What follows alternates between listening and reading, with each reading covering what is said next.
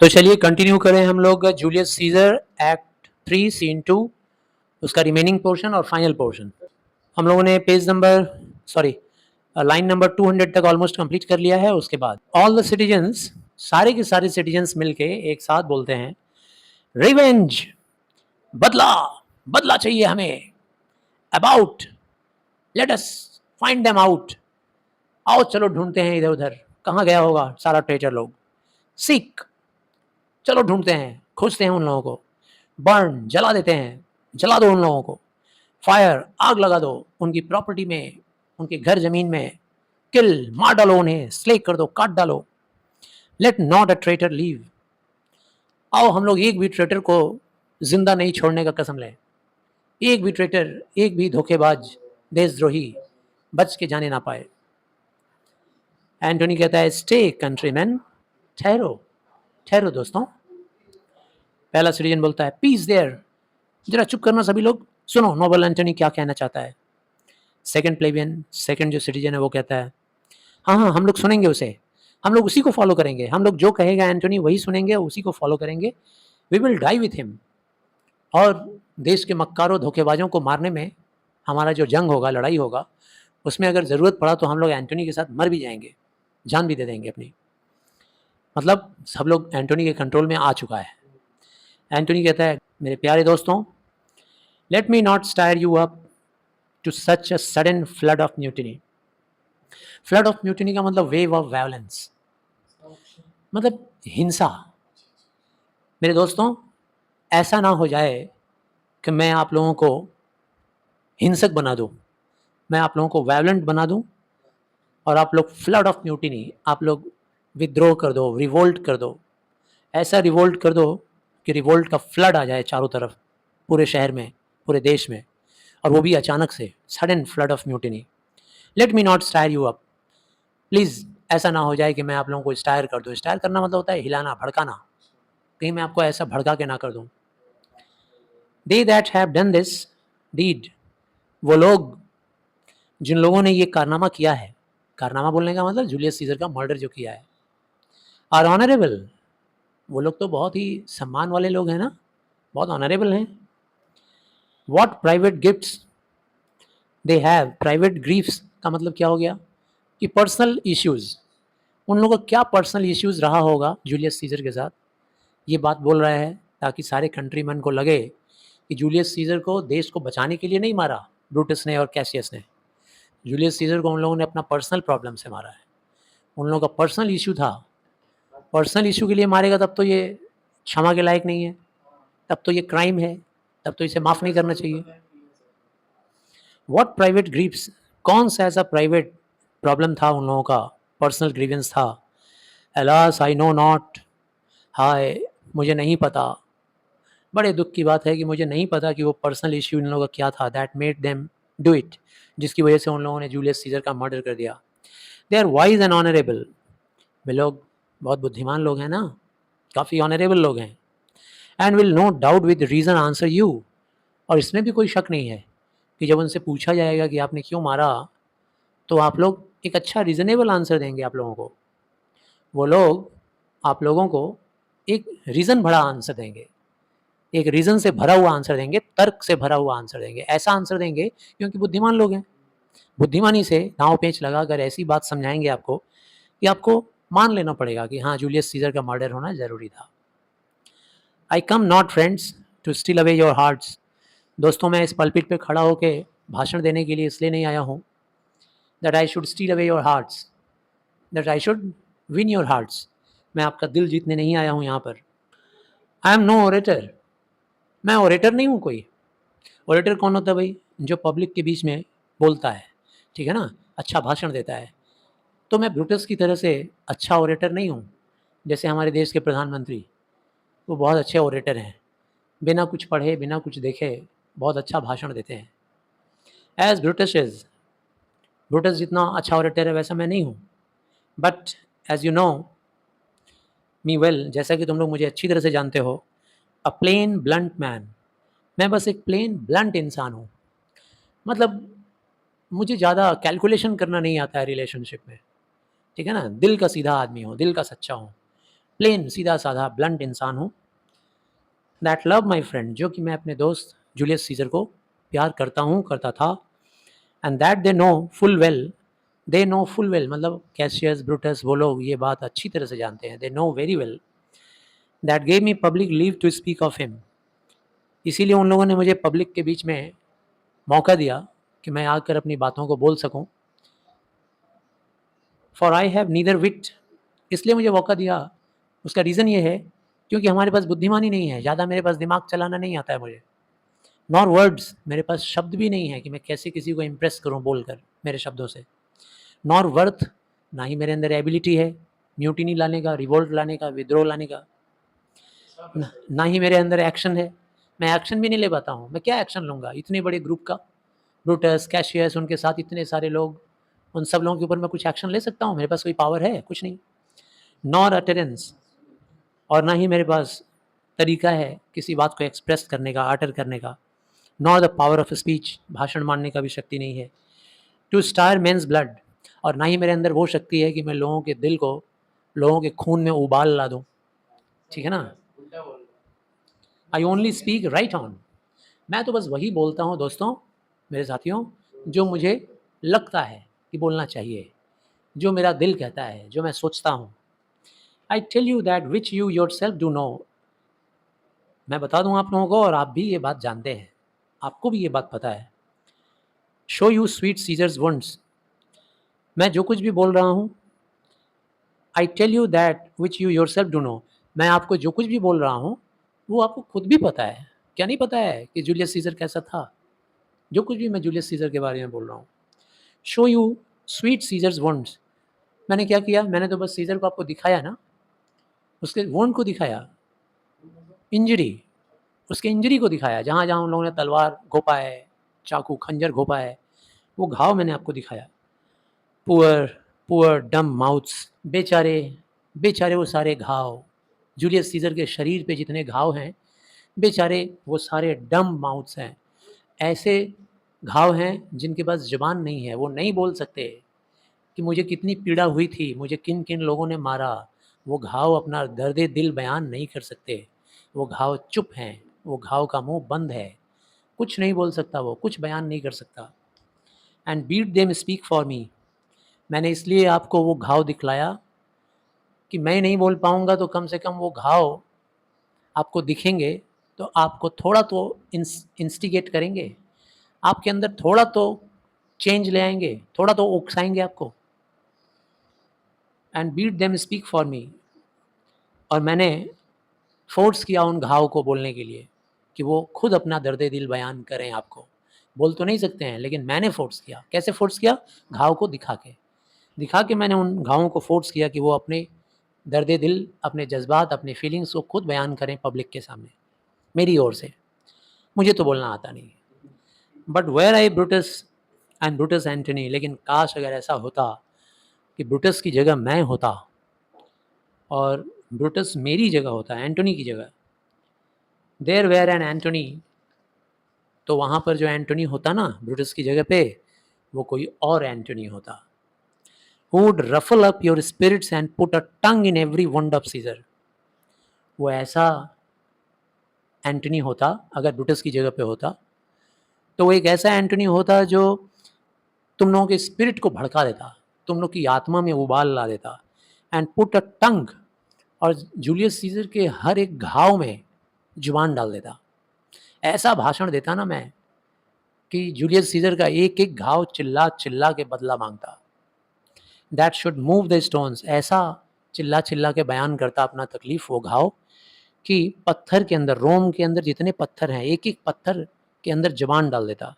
To rise and mutiny, रोम का एक एक पत्थर, एक एक बिल्डिंग, एक एक घर के लोग के अंदर विद्रोह पैदा कर देता, और सारे लोग खड़े हो जाते एंटी में। किसके एंटी में? जिन लोगों ने मर्डर किया है। कैसे होता ये सब? अगर मैं ब्रूटस की जगह पे होता, ब्रूटस के जैसा मुझे बोलना आता, उसकी जैसी एबिलिटी होती, उसके जैसा मैं मैजिस्ट्रेट होता, मेरे पास पावर होता, उसके जैसा मेरे पास पावर ऑफ स्पीच होता, उसके जैसा मेरे पास अटरेंस होता, तो फिर मैं ऐसा भाषण देता ना कि रोम का बच्चा बच्चा, घर घर, सब लोग विद्रोह करने के लिए खड़े हो जाते और जूलियस सीजर का मर्डर करने वाले लोगों को सबक सिखाते। फिर सारे बोलते हैं वी विल म्यूटनी, हम लोग विद्रोह करेंगे, हम लोग बदला लेंगे। पहला प्लेबियन कहता है हम लोग घर जला देंगे ब्रूटस का। थर्ड प्लेबियन कहता है चलो दोस्तों फिर, चलो यहाँ से चलें, आओ चलो ढूंढते हैं उन सारे कॉन्स्पिरेटर्स को, उन सारे साजिश करने वाले मक्कारों को चलो ढूंढते हैं, छोड़ेंगे नहीं। एंटोनी कहता है yet hear me countryman, yet hear me speak, जरा सुन लो मेरे दोस्तों, मेरे देशवासियों। येट हियर मी स्पीक, जरा मैं कुछ बोलना चाहता हूँ, मुझे सुन लो थोड़ा। तभी सारे कहते हैं अरे सुनो सुनो सुनो, शांति शांति शांति, कुछ बोलना चाह रहा है एंटोनी। तो एंटोनी कहता है why friends you go to do you know not what, दोस्तों आप जो कुछ भी करने जा रहे हो ना, आपको पता नहीं है क्या करने जा रहे हो, क्या करने जा रहे हो आप लोग टारगेट बना के पर्पस के साथ नहीं जा रहे हो। वेरिन हैज सीजर दस डिजर्व्ड योर लव्स, ये जानना ज़रूरी नहीं है कि क्या सीजर तुम लोगों का लव डिजर्व करता था कि नहीं, पहले ये तो जान लो। जो तुम करने जा रहे हो बेशक करना, लेकिन वो काम करने के पहले ये जानना ज़रूरी है कि जूलियस सीजर क्या तुम लोगों के लव को डिजर्व करता था या नहीं करता था। अलास यू नो नॉट, शायद तुम्हें नहीं पता है ये बात कि जूलियस सीजर सचमुच में तुम्हारा लव डिजर्व करता था या नहीं। I must tell you then, तो आओ दोस्तों मैं तुम्हें बताता हूँ। You have forgot the will I told you of, शायद तुम लोग भूल गए जिस विल की बात मैं कर रहा था स्टार्टिंग में। तुम लोग उस विल के बारे में जानना नहीं चाहोगे, क्या विल था वो, शायद तुम लोग भूल गए। सारे कहते हैं अरे हाँ हाँ सच सच, द विल, हाँ हम लोग को विल जानना है, let's stay and here the will. आओ दोस्तों हम लोग रुकें और सुने जूलियस सीजर का विल क्या था। एंटोनी कहता है ये रहा विल, और इस विल में सीजर का ऑफिशियल सील लगा हुआ है जिसको कोई इनकार नहीं कर सकता है। To every Roman citizen he gives, उसने अपने विल में लिखा है कि जब मैं कभी ना रहूं तो मेरी पूरी संपत्ति को रोमन सिटीजन्स में बांट दे दिया जाए, मतलब बांट कर दे दिया जाए, हर रोमन को मिलना चाहिए।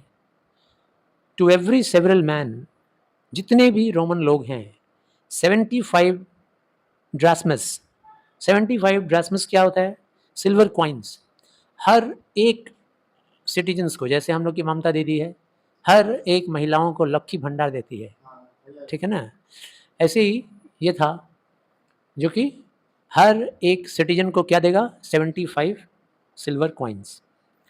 सेकंड प्लेबियन बोलता है सिटीजन अरे वाह मोस्ट नॉवेल सीजर, सीजर सचमुच में बहुत ही नॉवेल था, हम लोग उसका डेथ का रिवेंज लेके ही रहेंगे। थर्ड सिटीजन कहता है ओ रॉयल सीजर, ओह सचमुच में राजा था, शाही था।